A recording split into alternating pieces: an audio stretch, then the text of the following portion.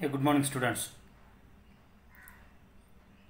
Now in today's video we are going to talk about the sensors, and in the last video we have studied what is a error and what are its type.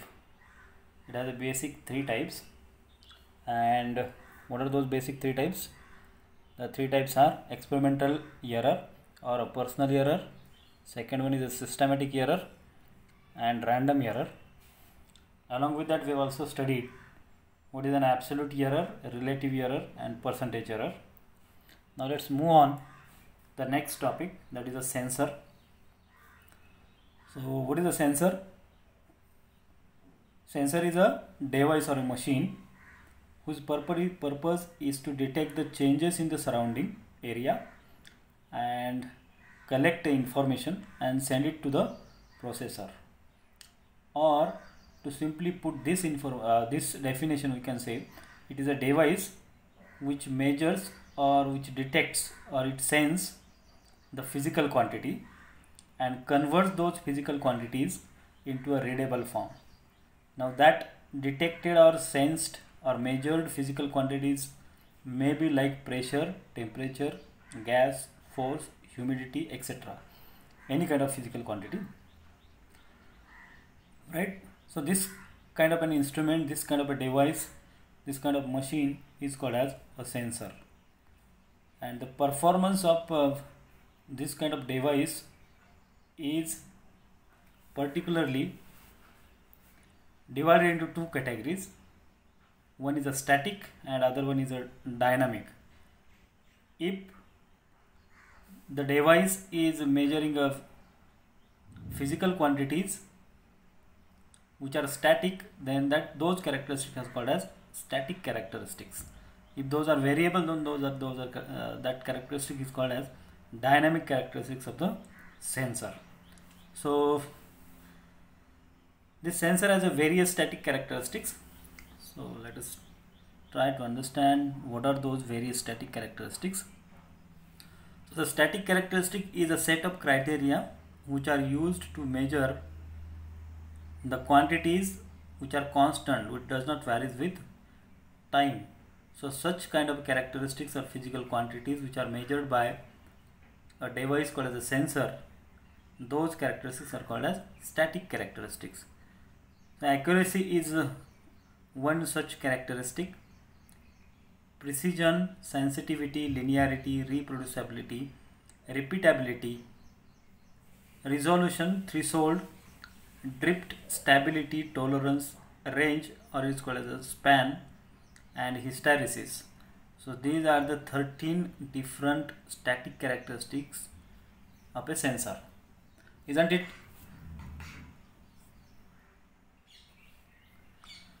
Now let us study in detail the first static characteristics of sensor, that is accuracy.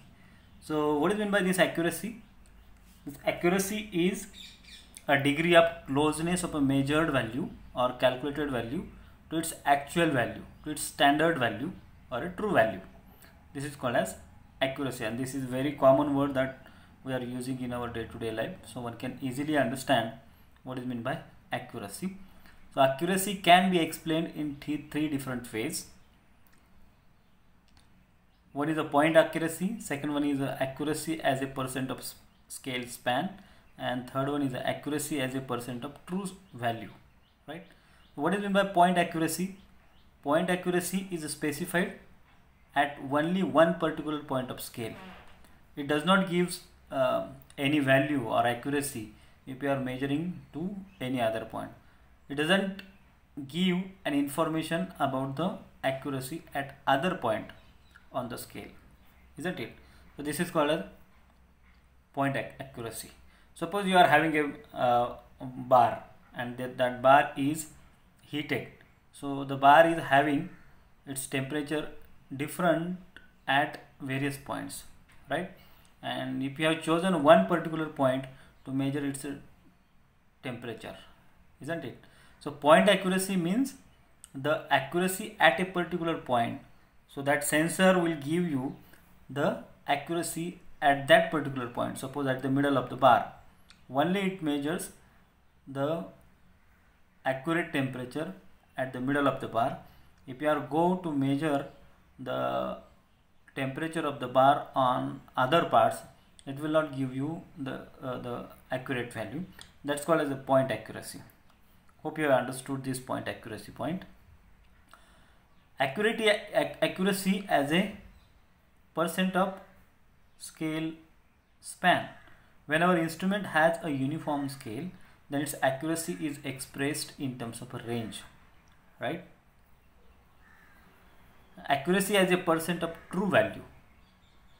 The best way to understand the accuracy is to specify the accuracy in terms of true value of the quantity being measured, and hence finally we can say the accuracy is equal to error divided by true value into 100. This is the formula to calculate the accuracy. Error divided by true value into 100, where error is equals to measured value minus true value. This we have already studied, right? Now let's study the next static characteristic of a sensor, that's called as the precision. And this accuracy and precision are quite, it looks like a similar words. So what is the basic difference between these two? Let us try to understand now. This precision is the measure of degree of agreement within the group of measurement. So there are various observations, various measurements, right? And out of those measurement values, which values or which measurements are very close to the accurate value, that's called as the precision, right? So precision is the degree to which repeated measurements under unchanged conditions shows the same results, and it is the closeness within the measurement. Now let us take an example. So consider a solution, any particular solution, and which has 2.04 molar concentration. Whatever the solution that we have considered, its concentration is equals to 2.04 molar. And let us consider a chemist which performs an experiment to check the concentration of this solution. The value he has obtained are 1.74 molar, 1.73 molar and 1.75 molar. So all observations 1.74, 1.73, 1.75 all are close to each other, but those are not much close to the accurate value 2.04, right? So let us try to understand the what is the precision here. So in this example, the molar concentration value of the solution are close to each other but not actual concentration. So just now I explained. So all these values 1.74, 1.73, 1.75 molar are all close to each other, but those are not much close to the actual value of the concentration, that is 2.04 molar. This means chemist's work is more precise but not accurate. Why it is not accurate? Because the noted observations are not very close to the actual value, but all are very close to each other. Therefore those observations are precise but not accurate. Now let's take the next case. Now suppose the same chemist repeats an experiment and obtains the values 2.08 molar, 2.31 molar and 1.76 molar. If you look all these three observations, then you will come to know all these three observations are not very close to each other. Those are very far from each other, right? And the average of these three observations is 2.05. If you take its observation mean or average, then its average is coming to very close to the actual value of the concentration of the solution, isn't it? Which is 2.04 molar. Now this time the chemist's measurements are more accurate but not precise. Why those are accurate? Because the average of all the three observations are close to the actual value, right? But those are not precise. Why not those precise? Because the noted observations 2.08 molar, 2.31 molar and 1.76 molar, those are not close to each other. Those are very far from each other. So therefore those are not precise, but those are accurate. Now let's take the next case into consideration. Suppose now the chemist is changed. Some other chemist is carrying out the same experiment and he records the observations or the values of the concentration as 2.05 molar, 1.99 molar and 2.08 molar. Now all these observations are now close to each other. All observations are close to each other. That means this time this chemist is a precise because observations are close to each other, right? 2.05 molar, 1.99 and 2.0. That means there is very minor difference between the observations, so which are very close to each other, right? Close to each other. That's why those are more precise.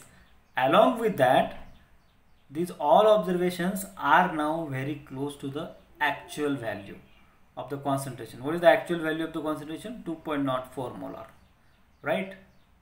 And therefore in this case we can say the chemist is more precise as well as accurate also.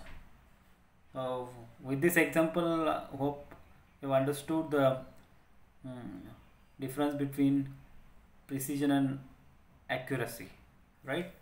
And let's move for the next static characteristic of sensor, that is a sensitivity. This is also a very common word which we are using in our day-to-day life. And what is this sensitivity? It is the quickest response of an instrument to a smallest change, smallest deflection in the measured variable or in the measured physical quantity, right?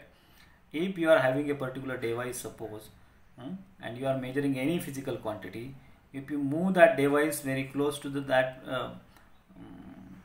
physical quantity which you are going to measure, then if your device is giving a quick changes into it, then that is called as the sensitivity, right?